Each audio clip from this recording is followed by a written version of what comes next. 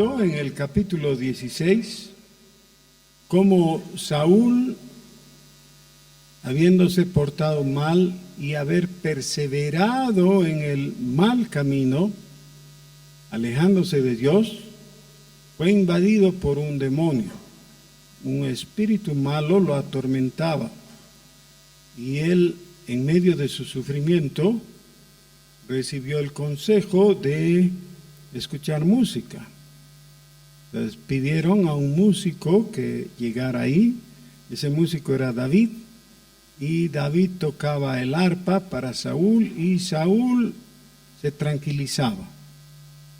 Así que Saúl llegó a apreciar mucho la música de David y formalmente pidió a la familia de David que le permitan estar ahí con Saúl.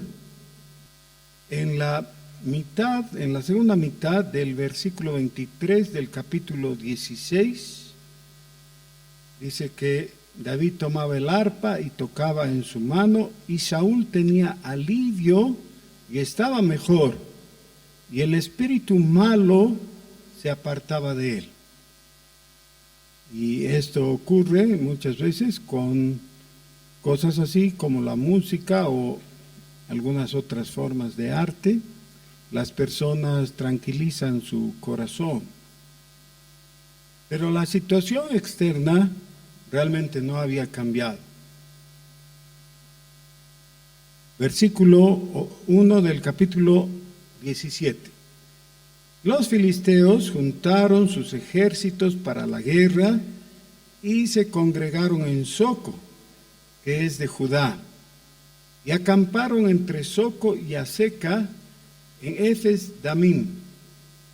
También Saúl y los hombres de Israel se juntaron y acamparon en el valle de Ela, y se pusieron en orden de batalla contra los filisteos. Y los filisteos estaban sobre un monte a un lado, e Israel estaba sobre otro monte al otro lado, y el valle entre ellos. Salió entonces del campamento de los filisteos un paladín, el cual se llamaba Goliat, de Gat, y tenía de altura 6 codos y un palmo, y traía un casco de bronce en su cabeza, y llevaba una cota de malla, y era el peso de la cota 5,000 siclos de bronce. Sobre sus piernas traía grebas de bronce y jabalina de bronce entre sus hombros.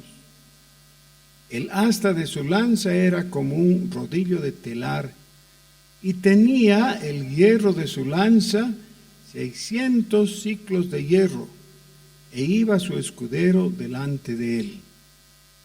Y se paró y dio voces a los escuadrones de Israel, diciéndoles: ¿para qué os habéis puesto en orden de batalla?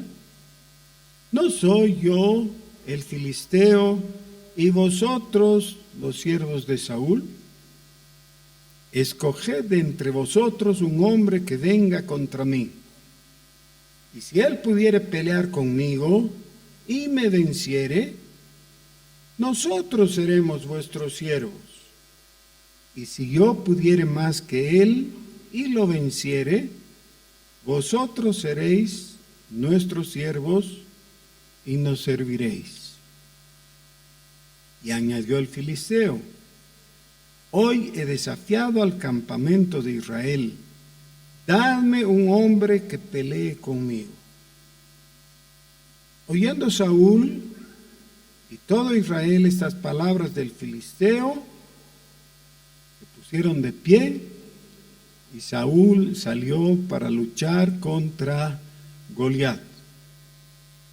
Perdón, es que tenía que pasar la página.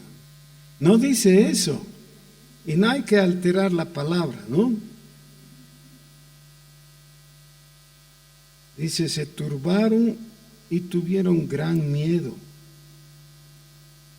Y David era hijo de aquel hombre efrateo de Belén de Judá, cuyo nombre era Isaí, el cual tenía 8 hijos. Y en el tiempo de Saúl, este hombre era viejo y de gran edad entre los hombres. Y los 3 hijos mayores de Isaí habían ido para seguir a Saúl a la guerra. Y los nombres de sus 3 hijos que habían ido a la guerra eran Eliab, el primogénito, el segundo, Abinadab, y el tercero, Sama. Y David era el menor. Siguieron pues los 3 mayores a Saúl. Pero David había ido y vuelto dejando a Saúl para apacentar las ovejas de su padre en Belén. Venía pues aquel filisteo por la mañana y por la tarde, y así lo hizo durante 40 días. Y dijo Isaí a David, su hijo: toma ahora para tus hermanos una efa de este grano tostado y estos 10 panes, y llévalo pronto al campamento de tus hermanos. Y estos 10 quesos de leche los llevarás al jefe de los 1000, y mira si tus hermanos están buenos, y toma prendas de ellos. Y Saúl y ellos y todos los de Israel estaban en el valle de Ela, peleando contra los filisteos.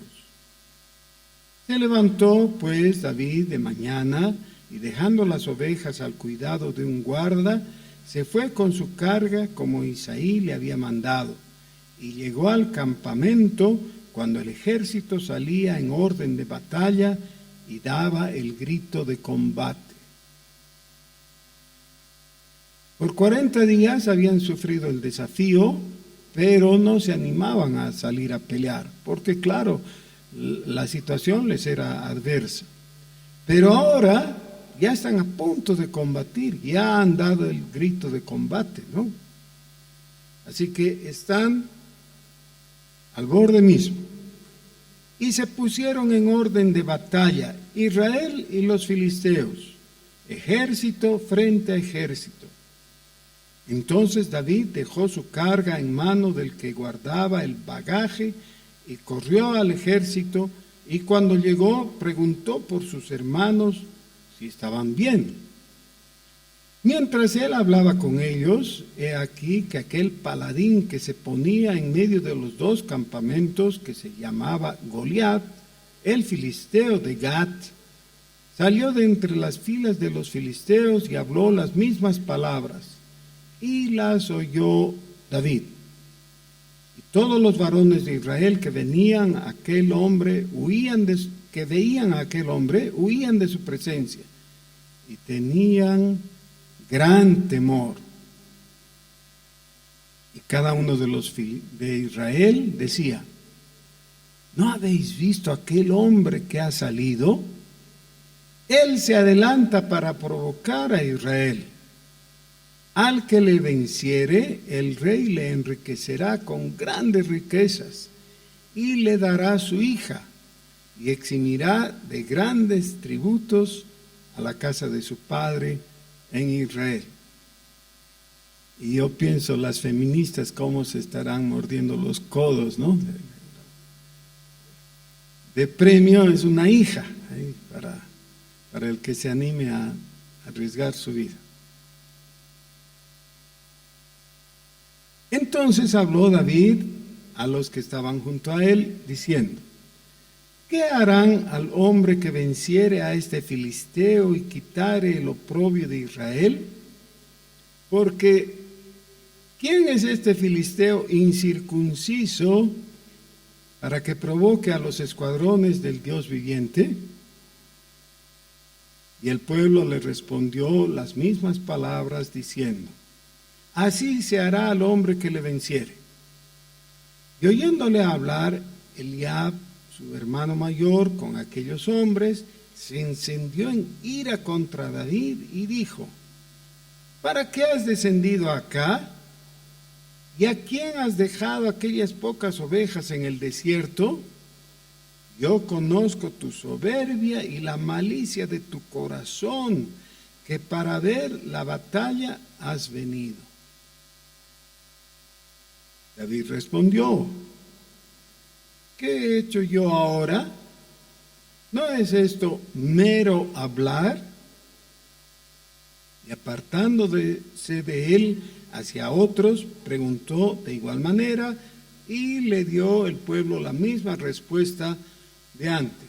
Fueron oídas las palabras que David había dicho, y las refirieron delante de Saúl, y él lo hizo venir. Y dijo David a Saúl: no desmaye el corazón de ninguno a causa de él. Tu siervo irá y peleará contra este filisteo.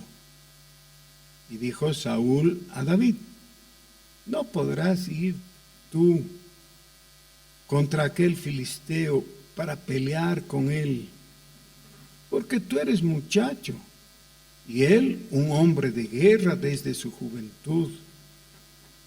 David respondió a Saúl: tu siervo era pastor de las ovejas de su padre, y cuando venía un león o un oso y tomaba algún cordero de la manada, salía yo tras él y lo hería y lo libraba de su boca. Y si se levantaba contra mí, yo le echaba mano de la quijada y lo hería y lo mataba. Fuese león, fuese oso, tu siervo lo mataba. Y este filisteo incircunciso será como uno de ellos, porque ha provocado al ejército del Dios viviente. Añadió David: Jehová, que me ha librado de las garras del león y de las garras del oso, él también me librará de la mano de este filisteo. Y dijo Saúl a David: ve, y Jehová esté contigo. Y Saúl vistió a David con sus ropas y puso sobre su cabeza un casco de bronce y le armó de coraza. Y ciñó David su espada sobre sus vestidos y probó a andar, porque nunca había hecho la prueba. Y dijo David a Saúl: yo no puedo andar con esto, porque nunca lo practiqué. Y David echó de sí aquellas cosas, y tomó su cayado en su mano, y escogió 5 piedras lisas del arroyo, y las puso en el saco pastoril, en el zurrón que traía, y tomó su honda en su mano, y se fue hacia el filisteo. Y el filisteo venía andando y acercándose a David y su escudero delante de él. Y cuando el filisteo miró y vio a David, le tuvo en poco, porque era muchacho y rubio y de hermoso parecer. Y dijo el filisteo a David: ¿soy yo perro para que vengas a mí con palos? Y maldijo a David por sus dioses. Dijo luego el filisteo a David: ven a mí, y daré tu carne a las aves del cielo y a las bestias del campo. Entonces dijo David al filisteo: tú vienes a mí con espada y lanza y jabalina, mas yo vengo a ti en el nombre de Jehová de los ejércitos, el Dios de los escuadrones de Israel, a quien tú has provocado. Jehová te entregará hoy en mi mano, y yo te venceré, y te cortaré la cabeza, y daré hoy los cuerpos de los filisteos a las aves del cielo y a las bestias de la tierra, y toda la tierra sabrá que hay Dios en Israel. Y sabrá toda esta congregación que Jehová no salva con espada y con lanza, porque de Jehová es la batalla, y él os entregará en nuestras manos. Y aconteció que cuando el filisteo se levantó y echó a andar para ir al encuentro de David, David se dio prisa y corrió a la línea de batalla contra el filisteo. Y metiendo David su mano en la bolsa, tomó de allí una piedra y la tiró con la honda e hirió al filisteo en la frente. Y la piedra quedó clavada en la frente y cayó sobre su rostro en tierra. Así venció David al filisteo con honda y piedra. E hirió al filisteo y lo mató, sin tener David espada en su mano. Entonces corrió David y se puso sobre el filisteo, y tomando la espada de él y sacándola de su vaina, lo acabó de matar, y le cortó con ella la cabeza. Y cuando los filisteos vieron a su paladín muerto, huyeron. Levantándose luego los de Israel y los de Judá, gritaron y siguieron a los filisteos hasta llegar al valle y hasta las puertas de Ecrón. Y cayeron los heridos de los filisteos por el camino de Saharaim hasta Gad y Ecrón. Y volvieron los hijos de Israel a seguir tras los filisteos y saquearon su campamento. Y David tomó la cabeza del filisteo y la trajo a Jerusalén, pero las armas de él las puso en su tienda. Y cuando Saúl vio a David que salía a encontrarse con el filisteo, dijo a Abner, general del ejército: Abner, ¿de quién es hijo ese joven?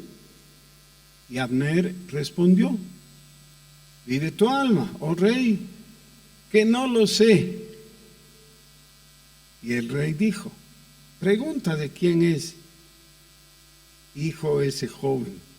Y cuando David volvía de matar al filisteo, Abner lo tomó y lo llevó delante de Saúl, teniendo David la cabeza del filisteo en su mano. Y le dijo Saúl: muchacho, ¿de quién eres hijo? Y David respondió: yo soy hijo de tu siervo Isaí, de Belén.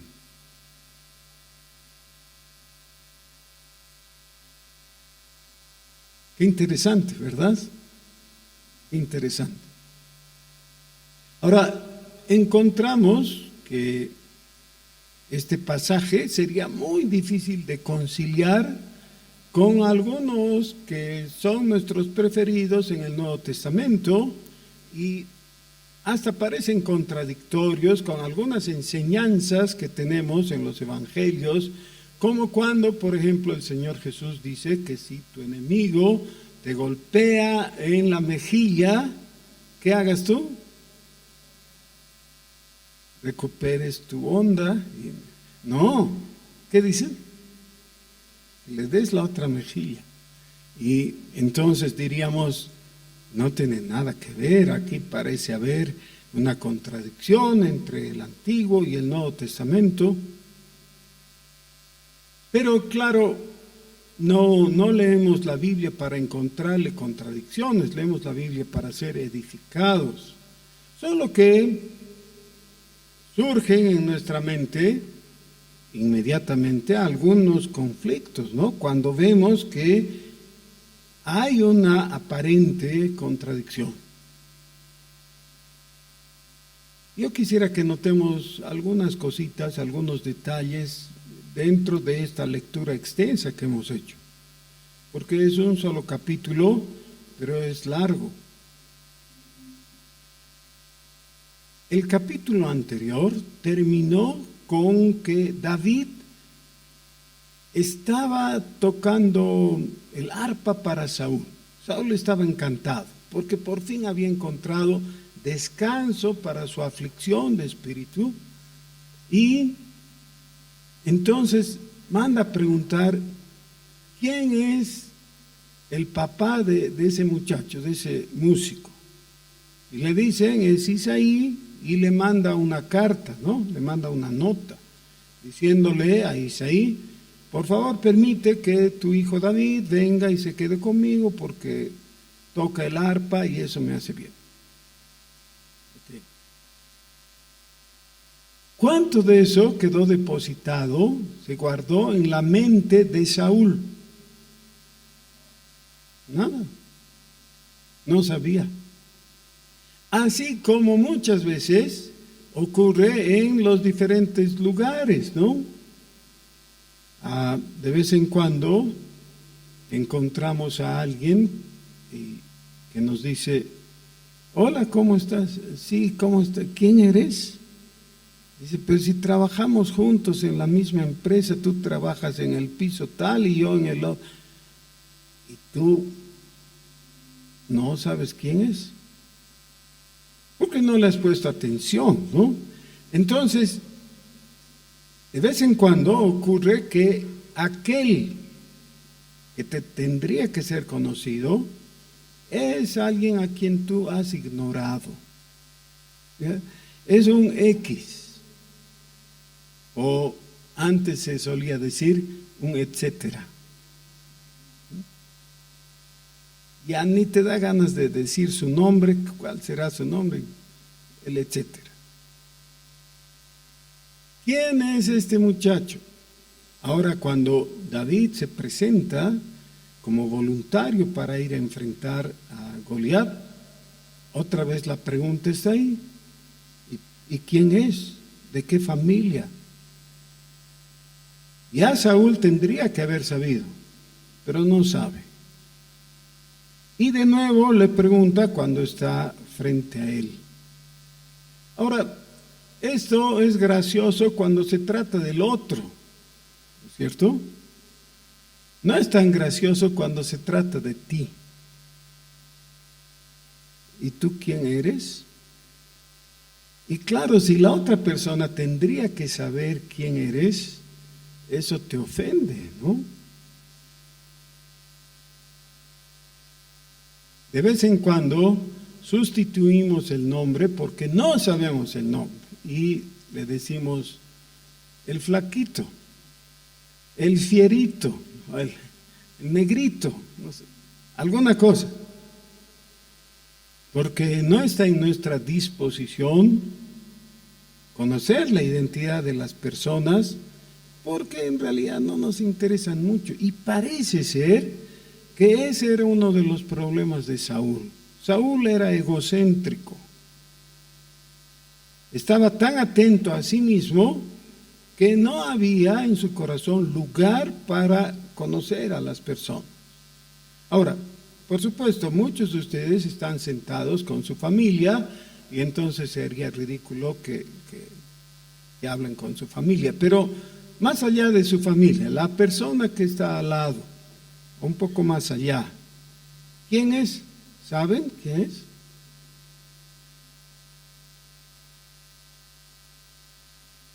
¿Y tendrían que saber o no? Y si no sabes, ¿qué importa, no? No va a luchar contra Goliat esta persona. Sí, pero de vez en cuando ocurren cosas interesantes, como que no has apreciado a alguien y luego lo encuentras y es la persona que te tiene que entrevistar para el cargo que estás solicitando. Y hubiera sido bueno que sepa su nombre, ¿no? Claro, situaciones así. Hay una insistencia en la recomendación de Pablo inicialmente y luego algunos de los escritores del Nuevo Testamento diciendo que oremos unos por otros. Ahora imagínate, entras en la presencia del Señor en oración y le dices: y Señor, te pido también por el... ¿Cómo se llama el gordito?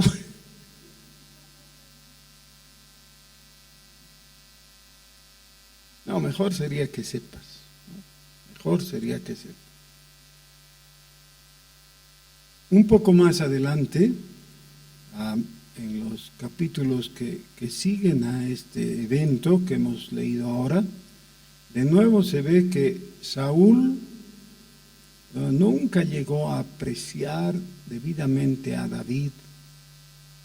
Y uno dice, claro, es que el menor tiene que apreciar al mayor, no al revés. Pero no está bien. Todos nosotros debiéramos abrir nuestro corazón y poner atención a las personas en general. Pero, cuanto más a aquellas personas que, dadas las circunstancias, parecen insignificantes. Por ejemplo, el personal de servicio en el edificio donde trabajas. Has pasado cada día y cada día esa persona te saluda y tú no sabes quién será y a veces le contestas, pero ¿qué importa?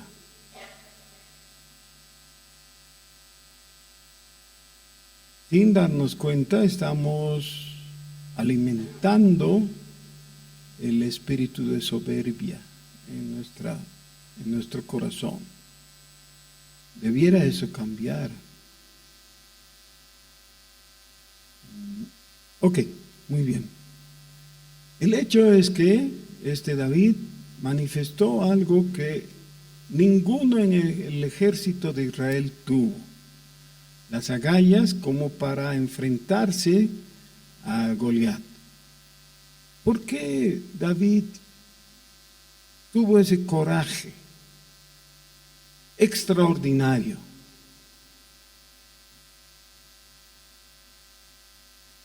Más adelante se puede ver que David era un hombre de guerra. Por supuesto, aquí está jovencito, todavía es menospreciado por su apariencia, por Goliat, pero pasa un poco de tiempo y él ya llega a ser un guerrero temido por sus enemigos y respetado por sus amigos. Todos nosotros hemos aprendido que una de las características fundamentales del ser cristiano tiene que ver con la mansedumbre y la humildad. Y está bien, pero ¿saben qué? El primer nombre, históricamente hablando, que se le asigna a Dios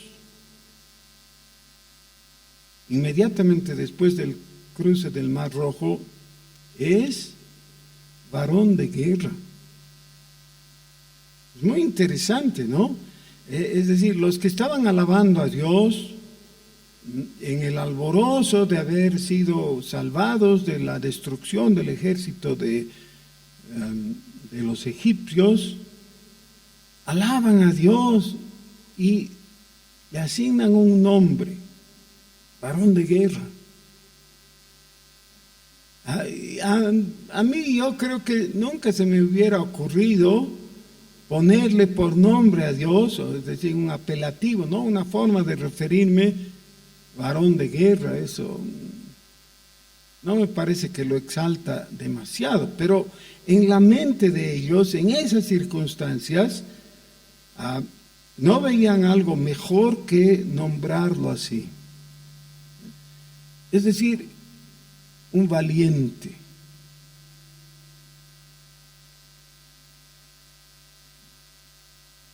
Una de las listas en Apocalipsis de los que hayan condenación está encabezada por los cobardes. O sea, el defecto inicial aborrecido por Dios y por el cual algunos están destinados al lago de fuego es de los cobardes. Si creemos que el ser cristiano es para cobardes, no hemos entendido nada del cristianismo. No fue por cobardía que los primeros cristianos se enfrentaron a las fieras en el circo. No fue por cobardía que se mantuvieron firmes a pesar de ser vengados con alquitrán para ser encendidos y convertirse en antorchas humeantes y corriendo por las calles de Roma. Y podemos citar la gran cantidad, miles de mártires de los primeros 3 siglos que por amor al nombre del Señor se mantuvieron firmes. Y en la época de la Reforma fueron miles los cristianos que por no negar el Evangelio de Jesucristo, el señorío, la unicidad de Jesucristo, perdieron la vida. Algunos en la hoguera, algunos fueron ahogados, ahorcados, etc. Así que el valor o la valentía son agradables a Dios. Una de las instrucciones que Pablo le da a su discípulo Timoteo es que se porte varonilmente. Muy interesante. David no estaba confiado en la marca de su moto. ¿Qué marca era? Honda, sí. Es decir, no estaba confiado en la eficacia de su arma. Quiero decir, no estaba pensando que eso es lo que le iba a dar la ventaja como para vencer al filisteo. Estaba confiado en la intervención de Dios. Dios me va a amparar.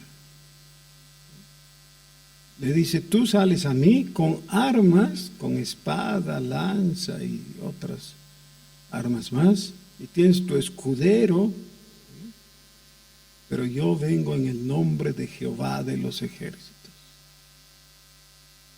¿Saben qué?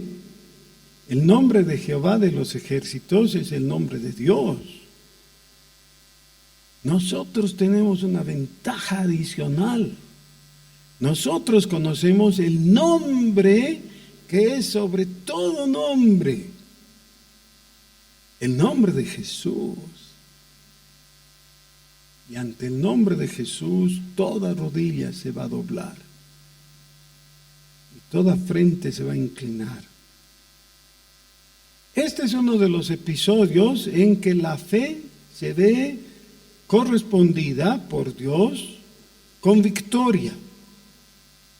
Hebreos capítulo 11 nos muestra en la primera parte que los grandes héroes de la fe del Antiguo Testamento hicieron maravillas, hicieron cosas incomprensibles, ¿no? Casi increíbles. Los grandes héroes de la fe. Pero después de mencionar a todos los victoriosos, el escritor de la epístola a los Hebreos dice, pero también hubo otros que tuvieron fe y no vieron la victoria. Nunca recibieron lo prometido. Tuvieron que recoger sus muertos. Conocieron la adversidad. Algunos de ellos fueron pobres.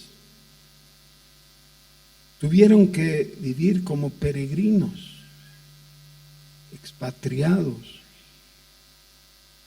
Y luego agrega algo que me conmueve profundamente. Dice, de los cuales el mundo no era digno. Y uno dice, pero su fe les llevó a la derrota, al fracaso. No es lo mismo. Su fe les llevó a la perseverancia. Y aunque sufrieron la prueba, estaban esperando una recompensa mejor, superior. Cada vez que te sale Goliat o alguien equivalente a Goliat, ¿vas a poder vencerle así en la forma que David hizo? No necesariamente. Israel tuvo en ese día una gran victoria. Persiguieron a los filisteos, los saquearon, los aniquilaron. Sí, qué bien. Un poquito más adelante, 2 capítulos adelante, vamos a encontrar que otra vez hubo guerra contra los filisteos y los filisteos ganaron. Ya en la última campaña de Saúl, cuando Saúl fue muerto. No todas las veces hay victoria en la vista humana, pero la verdadera victoria, la que honra al Señor, es el simple hecho de que tú hayas sido fiel, que le hayas creído y que le hayas obedecido.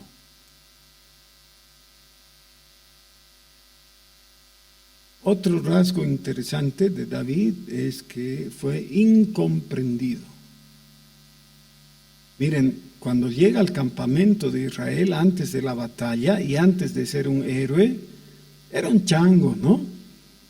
Un chango que estaba llevando el encargo de su papá, de un tapeque, ¿no? Para sus hermanos, y su hermano mayor, acostumbrado al abuso, lo trata mal. No aprecia que le ha llevado la comidita y todo, ¿no? La preocupación de su padre, y le dice: yo conozco la malicia de tu corazón y sé que has venido para disfrutar de ver el espectáculo de la batalla. ¿Por qué reacciona así tan mal el hermano mayor? ¿Qué se llamaba? Eliab. ¿Por qué reacciona así? ¿Saben qué? Yo creo que estaba especialmente avergonzado. Él hubiera querido ver que su hermano pequeño, David era el menor, ¿no? Él era el mayor, 8 hijos tenía Isaí. Yo creo que él hubiera querido que su hermanito vea que él salía para enfrentar a Goliat.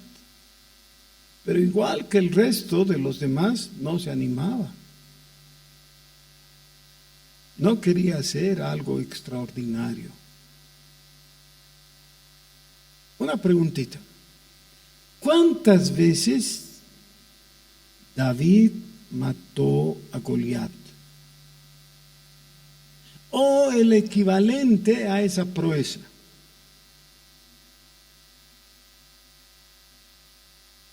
Una. ¿Cuántas veces Moisés levantó la vara, apuntó al Mar Rojo y el Mar Rojo se abrió y el pueblo de Israel pasó en seco? ¿Cuántas veces? Una. ¿Y quién lo hizo después? Nadie. Hubo algo más o menos parecido cuando Josué llevó al pueblo a través de el río Jordán, ¿no? Pero era otra situación, otra persona, otro mandato. Una vez pasaron el Mar Rojo. Una vez. ¿Qué tal si David en ese día hubiera dicho: Señor, tú sabes que yo no soy tan mariconcito como estos otros? En 3 años voy a volver, porque ya para ese tiempo voy a crecer, me voy a fortalecer y voy a poder combatir con Goliat. ¿Qué tal? No, es ahora o nunca. Dios se iba a proveer de alguien que vaya y venza a Goliat. No había problema para Dios, pero para David esa era su oportunidad. ¿Recuerdan en el mensaje a la iglesia del Apocalipsis? ¿Se acuerdan cuál es la primera La primera es Éfeso y la segunda Esmirna. Cuando habla a Esmirna, Dios le da una indicación, le dice: sé fiel hasta la muerte, y yo te daré la corona de la vida. ¿Saben qué? Hay un momento para ser fiel. Muchas situaciones, claro, pero hay un momento, una coyuntura específica en la que necesitas confiar en Dios y obrar en consecuencia. Los cobardes serán lanzados al lago de fuego. Hay un llamamiento para cada uno de nosotros para servir al Señor. A veces no son actos tan gloriosos como esos de matar a un filisteo. A veces son cosas muy diferentes. Pero hay un momento en el que esta es tu oportunidad. Dios te está llamando.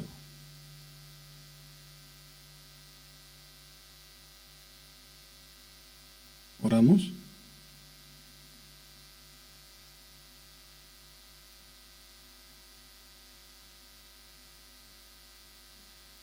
Bendito Señor, la fe en ti tiene diferentes facetas, se expresa de diferentes formas,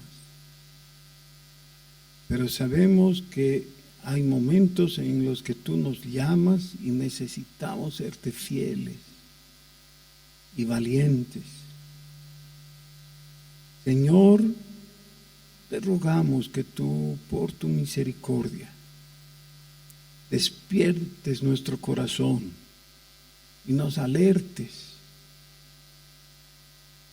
Señor, gózate en tu pueblo y en cada uno de nosotros, puestos a tu servicio, que oigamos tu voz, que no temamos, que confiemos en ti, que alcancemos victoria para la gloria de tu nombre.